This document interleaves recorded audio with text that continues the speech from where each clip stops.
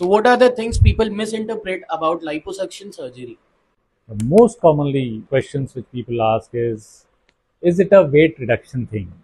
So liposuction is not a weight reduction surgery, and it is a body contouring one. You get back in shape, but the weight reduction is not that much which one expects. आपका weight बहुत ही limited amount में कम होता है, थोड़ा सा तो कम होता है, but not that much. For weight reduction, there are different set of surgery and medicines which are available, which are offered by our colleagues in bariatric surgery and by the endocrinologists. And the second is that people ask कि क्या liposuction के बाद में हम कुछ भी खा सकते हैं? So it's not like that. You have to follow a good dietary regime after liposuction. क्योंकि जो शेप आपको दिया गया है, अगर आपको उसको रिटेन करना है, तो you have to have a very balanced diet. Have a balanced diet and enjoy the results for a very long time.